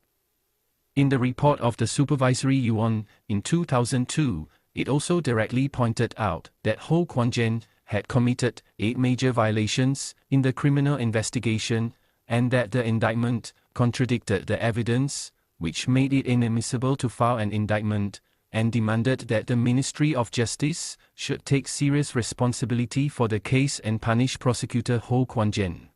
In response to Ho Kwon-jen's act of transferring the illegal fabricated evidence of Tai Ji Men to the National Taxation Bureau, NTB, for the issuance of a tax order, the Supervisory Yuan issued a letter of opinion on September 4, 2009, correcting the tax authorities. Correct the taxing authority by detailing a major 7-item major violation of the National Taxation Bureau, NTB's failure to verify and investigate the nature of the proceeds from the Tai Ji Men's gift. In 2009, in response to this Tai Ji Men fake case, the innocent defendants in custody, the state has also given the compensation, which further confirms that this Tai Ji Men case is a political persecution, one by one fake case. I've been talking about this confirmed tax bill for 1992. How did this tax bill come about? It's a very serious. They are treating gifts as tuition for tutoring classes, and then they're handing out taxes. What we consider to be a serious distortion of the facts and the planting of false evidence is clearly a serious violation of procedural justice. We can see from the following points. Tai Ji Men Qigong Academy was founded in 1966. Years to the present has been more than half a century. The sect of masters and disciples of the nature of the inheritance has never been changed. There's never been a tax problem. But it was only when prosecutor Ho Kwon-jen, using fabricated evidence, illegally prosecuted Tai Ji Men and built it for 6 years, from 1991 to 1996, and then there is the Criminal Supreme Court, which also ruled in 2005 that Tai Ji Men is not guilty of any crime, no tax debt, and then there is no violation of the Tax Compliance Act, which determines that the disciple's gift of honoring the teacher is tax-exempt income under Article 4, Section 17 of the Income Tax Act, and that mutual aid between disciples is not a profit-making business, and has nothing to do with the master and master's wife, and there is no question of any taxes being levied on the gift. These 6 years of illegal tax bills, 5 years have been corrected to 0, so why pay taxes in 1992? This is a very absurd, very contradictory concept of legal logic. This does not make sense. In 2019, both the Central District NTB and the Taipei NTBE followed the Supreme Administrative Court's 2018 Judgment No. 422, as well as the Taipei Higher Administrative Court's 103rd Appeal No. 76, and corrected the 5-year periods to 0 in accordance with the Taxpayers' Rights Protection Act, and then even in these 5 years, the Supreme Administrative Court ruled in favor of Tai Ji Men. The Supreme Administrative Court used such erroneous facts and then obviously applied the law incorrectly, so this is simply a wrongful determination. We know that Tai Ji Men cannot be a tutorial class. Why? Because the Department of Education of the Taiwan provincial government issued a letter in 1997 stating clearly that the teaching of Qigong is a folk art and tutorial classes are not authorized according to the regulations. Therefore, according to the law, Tai Ji Men cannot be a tutorial class at all. The decision of the Supreme Criminal Court we were just talking about when the 1992 decision was finalized. It was finalized in 2006. We know that the 1992 tax bill was based on Ho Kwon Jen's false indictment, but when was the criminal case finalized? The criminal case was finalized in 2007. So he didn't wait for the criminal judgment to be finalized. The administrative court, on its own illegal recognition of facts, finalized this illegal tax bill for the year 1992 in 2006. In 2007, the Supreme Criminal Court had already determined that Tai Ji Men was not a tutorial class, and the NTB itself had admitted that Tai Ji Men was not a tutorial class in the 2012 and 2013 review decisions. The Supreme Administrative Court's 2018 Judgment Number 422 also clearly recognizes that Tai Ji Men is a Qigong martial arts and self-cultivation and not a tutorial class.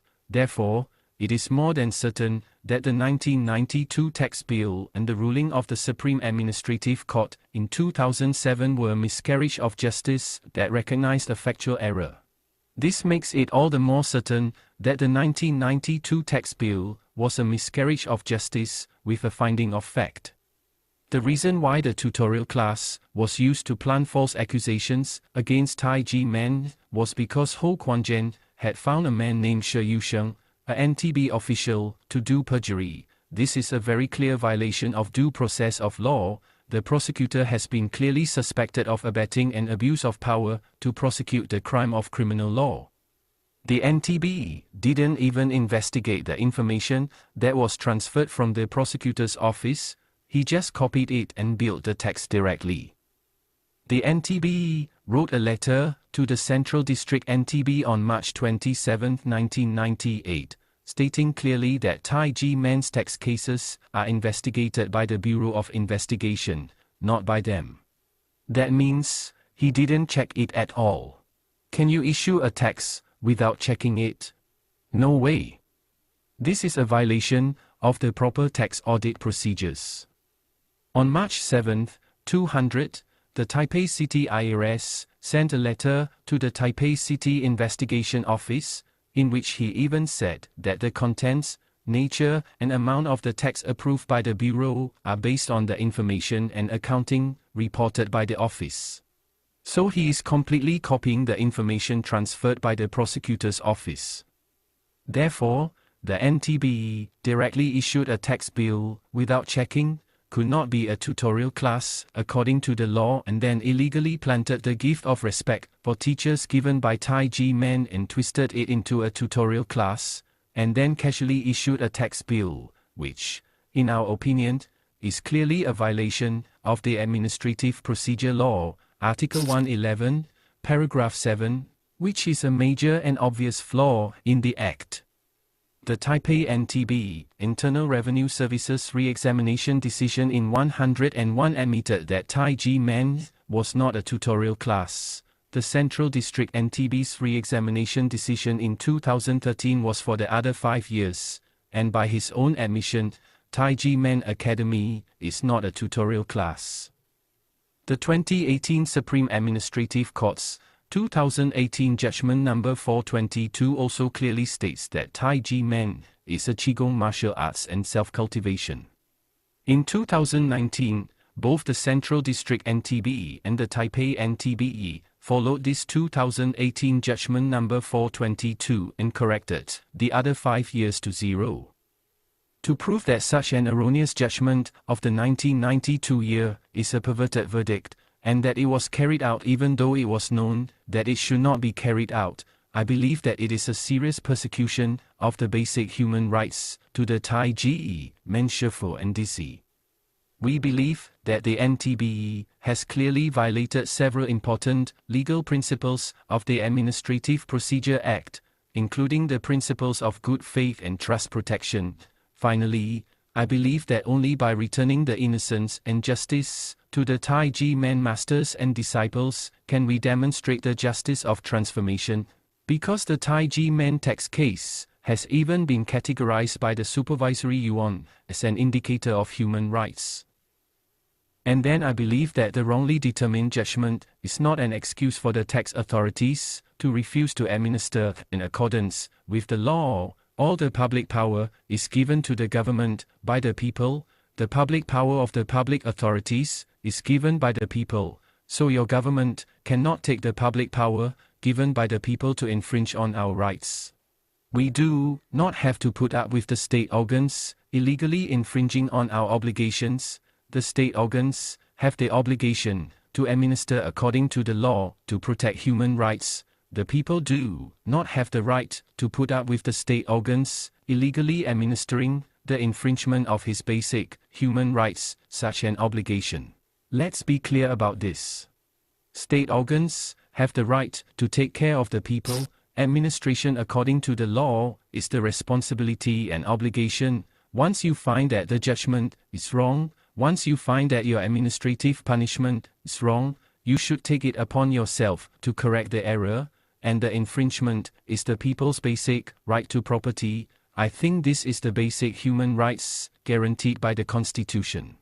I think this is not to be excused and perfunctory, and then this way, to reconcile the past. This is not the people have the obligation to accept. 2018 Judgment Number 422 Judgment has recognized Tai Ji Men is Qigong martial arts practice sec, not tutorial classes. You then let such a tutorial classes to issue a bill tax bill, and then go to force it to use it as the name of the enforcement to option, to bear the price, and then the people's property, to the state.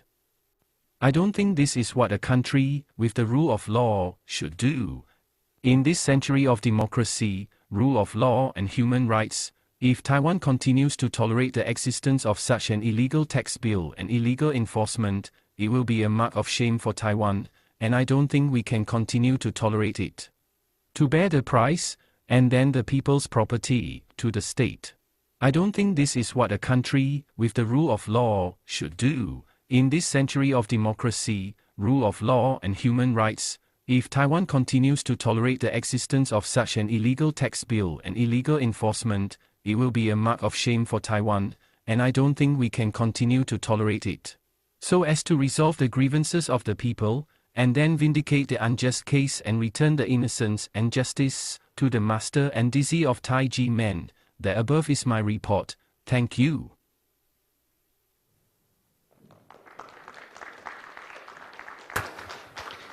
Thank you very much. And this day, in fact, is specially devoted to how to find a solution to the Tai Ji Men case. And although we know the Tai Ji Men case, it's always good to recall each step of the escalation of the harassment and the persecution targeting on purpose Tai Ji Men. Also to clarify the technicalities of the case, to remember to remember the names of those who are responsible for the case, like prosecutor who, and to point at the violations of the rule of law by the NTB, in particular of the rule of law in Taiwan. And now, so we will give the floor to dizi, starting with Arthur Xie, product manager, who will share with us his experience in Tai Ji Men and his feelings about the case. The floor is yours, Arthur.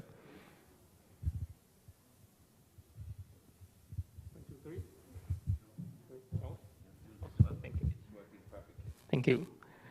My dear Shifu and Willie and human rights scholars and experts, friends working for love and peace, I'm delighted to meet you all in the United States today, and honored to participate in this forum as a Tai Ji Men dizi.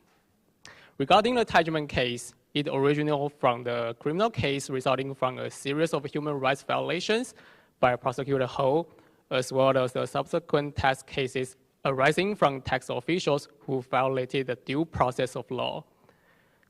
Despite the criminal division of the Supreme Court ruling of not guilty of fraud, tax evasion, or violation of the Tax Collection Act, in 2020, the Administrative Enforcement Agency and the National Taxation Bureau jointly forcibly confiscated the Tai Ji Men sacred land intended for a self-cultivation center. Today, some of our scholars have visited our Swiss mountain villa. This villa was originally intended to be developed into a large self-cultivation and learning center for Tai Ji Men dizi. However, due to the illegal prosecution by the prosecutor, it was seized and was also imposed a restraint on disposition by the NTB based on the fabricated tax cases. It took 24 years before the Swiss mountain villa was finally returned to Tai Ji Men. The once majestic property has now appeared destitute and dilapidated. So the facts mentioned above are already familiar to our scholars today, and they reflect the code that the Tai Ji Men has been making to the Taiwanese government for 28 years. Taking advantage of today's forum as a dizi and the testimony involved in this 28-year case of injustice, I would like to discuss it from another perspective. For me, this has been a heartbreaking lesson in the practice of civic engagement. There's a Chinese proverb: to travel 10,000 miles beats reading 10,000 books. It encourages us to put book knowledge into practice so as to understand and apply knowledge comprehensively and thoroughly. In Taiwan's compulsory education, students are taught in civic class about Taiwanese system of separating powers into 5 branches. We have the executive yuan, legislative yuan, judicial yuan, and examination yuan, and control yuan, as opposed to the typical 3 separation of powers. And these 5 powers separate independently while also cooperating with and balancing each other, as absolute power corrupts absolutely. Such a system is crucial in a democracy where sovereignty resides in and flows from the people. However, in the Tai Ji Men case, this balance of powers has disrupted. For 28 years, we have continuously appealed to the office of the president and our 5 government yuan, hoping they would take action to address the injustice. We expected the executive yuan to direct the subordinate NTB to lawfully revoke the illegal tax bills. And we urge the legislative yuan to truly listen to the voice of the people and supervise the administrative agencies. And we counted on the judicial yuan to protect people's rights of relief and render judgments fairly and strictly in accordance with the law. We urge the examination yuan to fulfill its duty by revoking unqualified officials and the control yuan to look into the officials who fail to properly carry out their duties and to impeach or censure those who violated the law. But after over 20 years of unceasing petitions, the only response received were brush-off remarks. They only say that we will review it again in the future. Or let's say, if there were obvious violations, we suggest you to seek judicial relief. But in fact, we had already been following the legal process to seek relief before there's such suggestion. But even after winning the lawsuits, the tax authority could simply modify the tax bills that should have been revoked and continue their illegal taxations. Despite this case has been listed by the control yuan as a significant human rights protection case in Taiwan, the system of presidency and government branches has still failed to rectify this injustice. I have experienced petitioning the Office of Presidents and the other government yuan. Now, initially, I was glad to observe in practice the knowledge learned in my classes and expected to see the power entrusted to the government by the people help rectify the cases. However, the repeated disappointed outcomes turn into the distrust in this system. To be honest, I grow increasingly uncertain about the government's ability to resolve the Tai Ji Men case. Since this government fails to support us, it is up to us to change it. A Taiwanese law professor once remarked, the Tai Ji Men case is like a demon revealing mirror, reflecting the dark side of the nation's judiciary and tax system. The Tai Ji Men case is not an isolated incident. There are indeed similar cases occurring in Taiwan. If officials are willing to face the truth, then it is up to us to really support and gather the necessary resources to make a difference. We have organized legal and tax forums domestically and internationally and online, engage with more experts and scholars. In collaboration with the village chiefs, we have held seminars in local communities to raise public awareness and uncover and assist more victims of unjust taxations. As these efforts gradually converge, we take to the streets to voice out our concerns and gathering the collective voice of the people until it grows loud enough that officials cannot no longer to overlook. Speaking out on the street was a personal challenge for me. To be honest, Taiwanese education system does not encourage students to express themselves, making even speaking out in classes and let alone addressing complete strangers on the street. So the first time I gathered my courage to speak in public, my entire body trembled and my heart raced and my voice quivered with fear and hesitation. But I couldn't help but feel a sense of anger and frustration. I was just wondering why the younger generation had to shoulder the burden of adults' mistakes and apathy. With so many ways to engage in civic engagement, why do we have to choose such a challenging path? However, rather than giving in to anger and resentment, Shifu and Shimu remind us to approach the world with love in our hearts.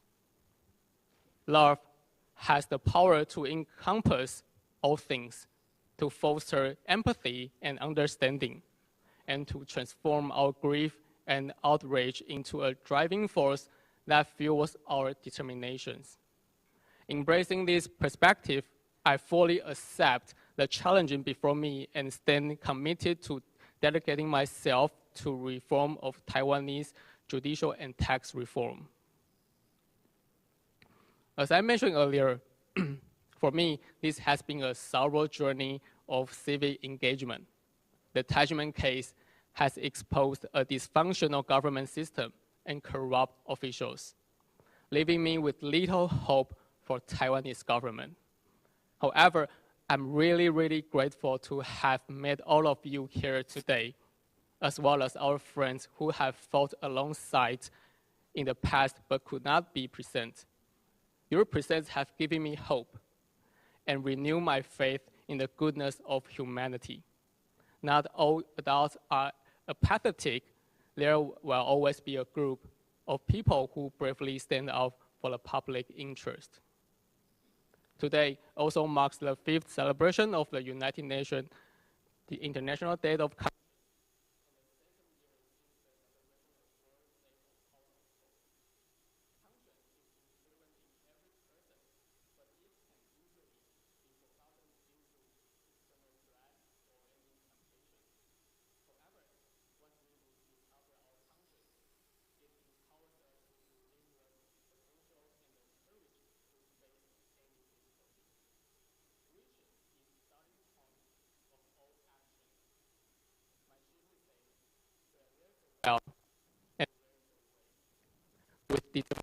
comes success.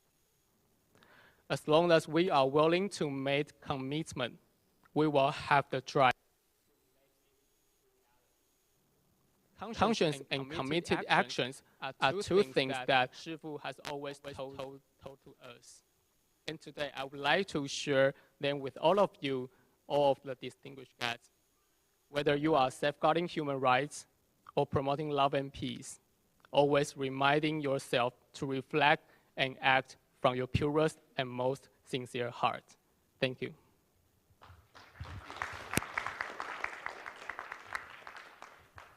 Thank you very much, Arthur. And I can understand that the dizi may feel discouraged by the reactions of the Taiwanese authorities and the poor results of years of personal civic engagement. But keep in mind the slogan that you have just mentioned, where there is a will, there is a way, for sure. Of course, full justice has not been achieved in the Tai Ji Men case, but there have been several significant legal successes. The last slope of the mountain that you have to climb is for sure the steepest, and it's always like that. And we all, the organizers, the speakers, the guest speakers from several countries, we are your Sherpas. We are here to share the burden of your fight, to provide you with tools, with instruments that can be useful to you, and to share with you our time, our experience on the road to the top of the mountain.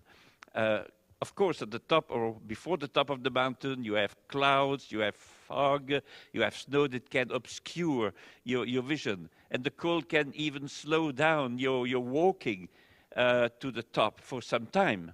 But you're not alone. We are here. We are all here behind you to support you, encourage you. Thank you. Thank you very much. And, and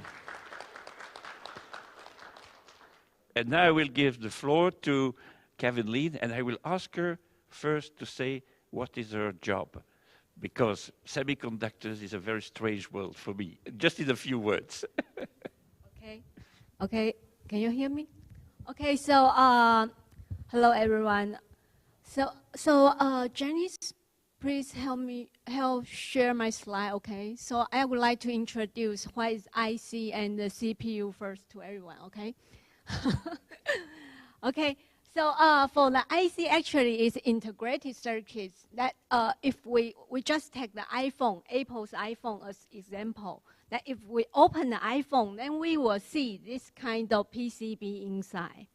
And you can see the black block or the gray block, actually they are all IC. They are all integrated chips that have different functions. And you can see the one that I have the yellow circle that that's CPU, that's a central processing unit. It's actually the biggest one in this PCB, right? So actually, it's also the brain of this PCB, just like human's brain. So we just need to know CPU is like human's brain. So that's very important. Okay, so let's start. Let me start my presentation today. Okay. Okay, so my topic will be Tai Ji Men case, the touchstone of Taiwan's judicial and the tax system. So, dear Shifu, really distinguished guests and scholars, it's a great honor to join you today in response to International Day of Conscience. Reviewing the past year, 2023, it's a year with huge leap for AI, from ChatGPT to Sora. We've witnessed the advent of the AI era. From programming, translating, writing, AI easily takes over most people's roles. And the Sora even brings us amazing one-click ready video. The huge breakthrough of technology brings big convenience to human beings and also the future with concerns. Scam groups can easily fake human voices and images through AI, and it's hard to tell it's true or fake. In the future, we will no longer be able to trust calls and videos from friends asking for help. That's really terrible. It's even harder to detect if AI application cross the line of morality. So how to do the right thing with conscience is even more important. I've been working in integrated circuit design field around 30 years. I was lucky to have the opportunity to join Tai Ji Men to practice Qigong as I started to work. I learned how to relax, the positive thinking, and the wisdom of balance. Thus, I could handle high pressure in the technology industry. The capability to see things in different point of view made me special in the workplace. My colleagues and friends also joined Tai Ji Men to practice Qigong and regain their health. Their happy smiles made my heart full of warmth. And I do cherish together good relationships with conscience, and connecting good relationship will lead to good result. If there is a design issue in an IC, I just mentioned IC, right? What are the chances to find the issue? The ideal case is to find the issue by simulation before the IC is manufactured, so that the cost will be the lowest. Once the IC is out, we could still try to find the issue by IC testing before shipping, or to find the issue during system testing. The worst scenario is that the issue happens at the end user side. If there is no software workaround solution, the only option is to call back and reproduce the revised IC. This will not only increase costs and be time consuming, but may also miss the time to market and even affect companies' reputation. For automotive and avionic electronics, those related to personal safety, there are additional safety regulations and the fail-safe verification mechanism. For example, there will be 3 CPU, that's the central processing unit, that's just like people's brain, to calculate and compare at the same time to confirm the correctness of the result. That's why we will conduct a risk assessment based on our past accumulated experience and to try to find touchstones that can verify the problem. Hope to find all possible issues before IC production. This is a responsible attitude for the product and the way to practice conscience. Prevention is better than cure for the same reason for the Taiwan government. A case that has been proven to be an unjust and false case through national judicial trials and the Control Yuan's investigation has still not been truly vindicated after 28 years. The Tai Ji Men human rights persecution case is a valuable touchstone to examine how Taiwan implements democracy and the rule of law. As designing the judicial and the tax law systems, it's inevitably there may exist loopholes. A conscientious and a responsible government should reorganize and integrate the problems and the people's pain along the way and regard them as the cornerstone of judicial and the tax law reform. Before the new system is launched, such a touchstone should be used to re-verify the system and see if the same issue will happen again and make people suffering. Therefore, law reform should adapt to the evolution of the times, and the part related to human rights protection should be the top priority to be revised. In the Tai Ji Men human rights persecution case, we can see the following major issues. First, when the prosecutor's indictment is inconsistent with the evidence, which means the prosecution based on this does not comply with the rule of evidence, should the judge accept this? Second, the same amount of money is simultaneously determined to be the proceeds of fraud, and the court is requested to confiscate it in accordance with the law. On the other hand, it is determined to be crime school tuition and business income, and is transferred to the NTB for heavy taxation and fines. When the principle of no double punishment is violated, what are the corresponding measures? Third, Tax bills issued by the NTB without verification are invalid from the beginning and should be withdrawn voluntarily. Fourth, the tax case originated from a criminal case, and the administrative court should suspend the trial before the criminal court makes a decision.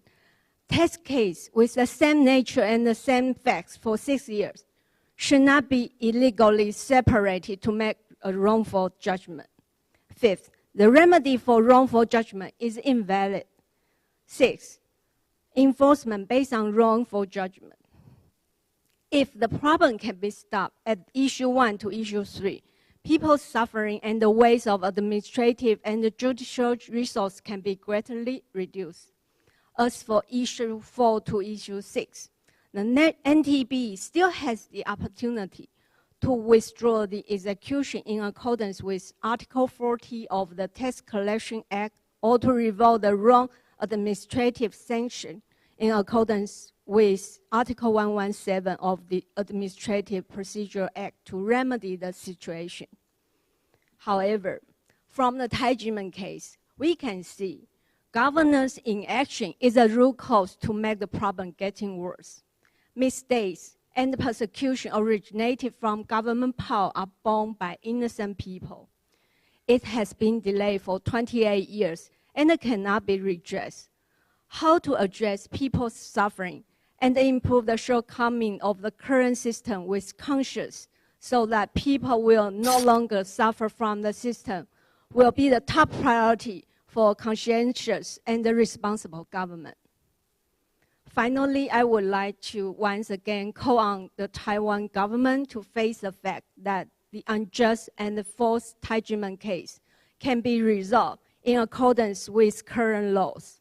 Administrative agency can revoke wrong administrative sanction in accordance with Article 117 of the Administrative Procedure Act and resolve the unjust and false Tai Ji Men case as soon as possible.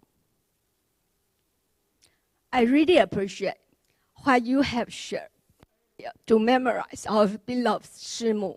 This is the way we will remember her. As a mother, I cannot imagine what Shimu has suffered during the unjust and false Tai Ji Men case, and Shimu's courage and the persistent fight for justice, what Shimu has done, set a role model for all of us. Thanks to all the good friends who have walked side by side with us on this journey. The world will be a better world, better place because of you. Thank you all.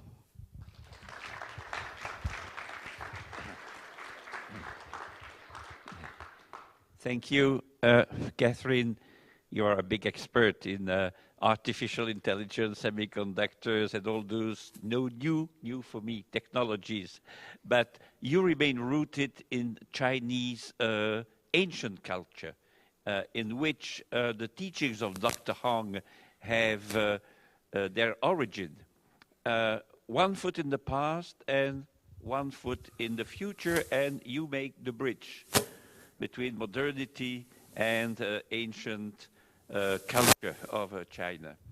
In your analysis of the Tai Ji Men case, you have identified 6 opportunities which should have been used by the authorities to solve the Tai Ji Men case, but they were disregarded, unfortunately, by various Taiwanese authorities.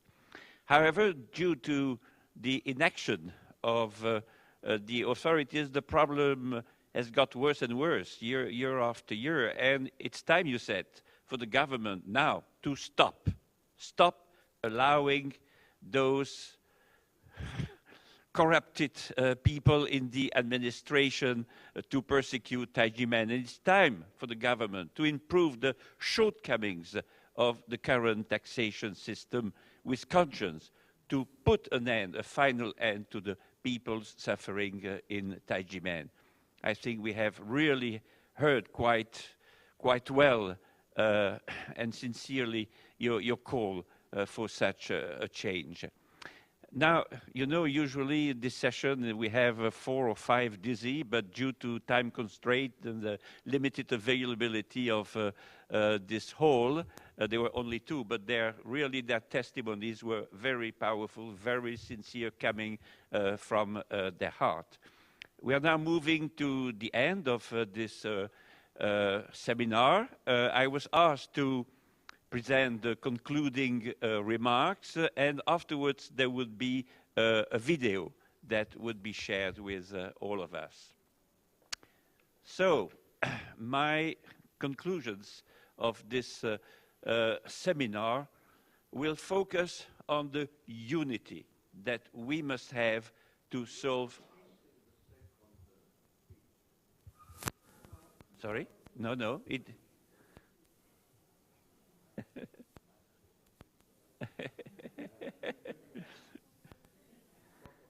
Yeah, he spoke first and then second. Yeah. So it's okay. Yes, I think it's important to point and to stress that united we must be, and that will be the main idea of my concluding remarks. Exceptionally, today, in memory of Madame Yu's disappearance, our seminar has included 3 sessions instead of 2, usually, to remember how much she inspired several generations of dizi, how much she contributed throughout her life to spreading a message of peace and love all around herself and in all the countries that she visited. Through her example, Madame Yu enriched the universal consciousness with her inner light, and her spiritual legacy will stand the test of time. Exceptionally, again, we have come from a wide range of countries to express here today our full and unanimous support to Tai Ji Men and to share our thoughts about how to solve their case. We, friends of Taiwan, represent NGOs specialized in human rights, freedom of religion, but also academic research centers in the field of religion and spirituality. For years, we have been united to highlight in the public space Dr. Hong's and Madame Yu's activities on behalf of world peace and intercultural dialogue, which have won praise by several international organizations, including the United Nations and governments, and reflect positively on the global image of Taiwan. In the pursuit of justice in the Tai Ji Men's case, there are few things more devastating than false accusations. When an individual or a group abiding by strict ethical rules like Tai Ji Men is wrongly and persistently accused of breach of the law and subjected to any form of injustice, it not only affects the victims, it also erodes the credibility of the state institutions that is responsible for such ignominy. In such critical moments, the unity and collaboration of various actors, such as NGOs and legal experts, play a pivotal role in rectifying denial of justice. My few words of conclusion of today's seminar will focus on the significance of unity. Unity in defending cases of miscarriage of justice. What is miscarriage of justice, by the way? Yeah. What constitutes a miscarriage of justice? Simply said, it occurs when someone is convicted or punished for a crime he or she has not committed, or when the legal process is subverted in some way. Miscarriage of justice can stem from various factors, including flawed investigations, fake testimonies, systemic biases, judicial errors, or non-implementation of court decisions. The Tai Ji Men case qualifies for all these criteria of miscarriage of justice. Individually, each of us here could not be successful in combating administrative harassment, discrimination, and wrongful convictions. After over 2 decades of peaceful but obstinate fighting in courts, on the streets, for their right to justice, Tai Ji Men reached the limits of what it could do alone in Taiwan, when suddenly they met Massimo Introvigni. With his international expertise and advocacy network, he gave a new impetus to Tai Ji Men's combat for justice. Only the collective power of an international coalition of human rights organizations and official institutions, independent experts, scholars, and think tanks can open the way to a solution. With the assistance of Tai Ji Men's lawyers, we have all together joined our forces to get transparency in their case, which was never easy, because miscarriages of justice often occur in the shadows, away from public scrutiny. Fighting these shadows, we have brought to light the Tai Ji Men case through advocacy, research, and media outreach. By raising awareness, we have ensured that victims receive the attention and support that was needed to seek justice. Fighting denial of justice requires significant resources, including legal expertise, funding, and logistical support. The various NGOs that participate in today's webinar have tried to pool their diverse resources and networks to build up a robust defense. Collaborative efforts enable access to specialized knowledge and skills essential for navigating the complex advocacy channels in American and European institutions in Washington or in Brussels defending human rights. By collaborating all together, we have combined our expertise to scrutinize evidence, or so-called evidence, to debunk it, to identify inconsistencies, and to challenge wrongful convictions. Our objective is also to advocate for systemic reforms to avoid conflict of interests. Corruption, we call that, less diplomatically. Corruption in the National Tax Bureau, to hereby prevent future miscarriages of justice. To this end, by analyzing patterns, identifying flaws, proposing policy changes, we can contribute to the enhancement of legal frameworks and the promotion of fair and equitable practices of the National Tax Bureau, not only for Tai Ji Men, but for all the Taiwanese, the whole Taiwanese civil society. Dr. Hong, we thank you for giving us the privilege to share with all of us the fight for a noble cause that you and Madame Wu, you have carried on your shoulders throughout your life. United, we have been for years. United, we are now, today, and united, we will remain in the future until a fair and meaningful solution of the Tai Ji Men case is found. Thank you very much.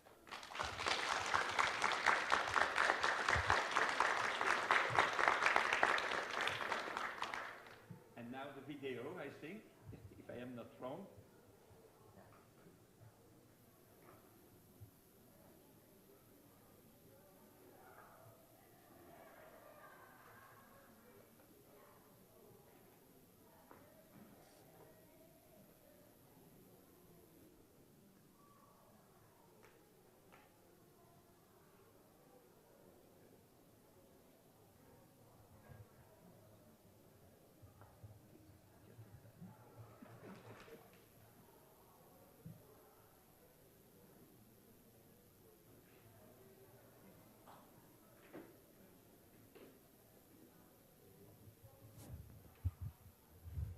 We have some The text. religious group Crackdown. Yeah. The prosecutor illegally indicted Tai Ji Men and referred it to the National Taxation Bureau for taxation.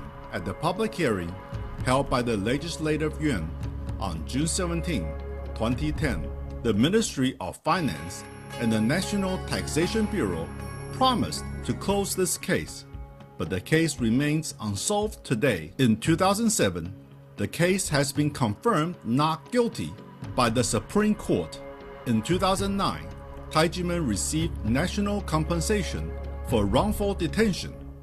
Ministry of Finance and National Taxation Bureau should revoke the illegal tax bills right away. The decisions of all three court trials confirmed the defendants were not guilty, and the court ruling point out the red envelopes given by the dizi to their shifu are gift in nature and are tax-free income under Article 4, subparagraph 17 of the Income Tax Act, and that items such as the uniforms collectively purchased by the dizi were handled by some dizi on behalf of others without any profit-oriented sales.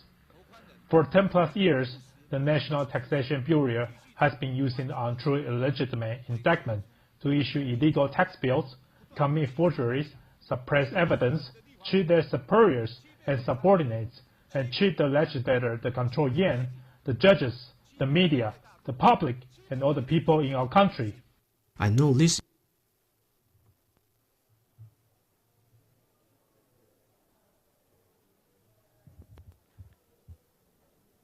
Yeah, picture is frozen.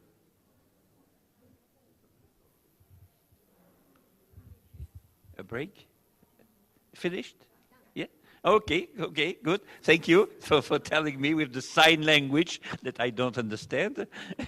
So thank you very much for your presence in this webinar, for your participation and for your support. And the support is also coming from all of us, from all the organizations that were today represented in the various sessions. United we will be. Thank you.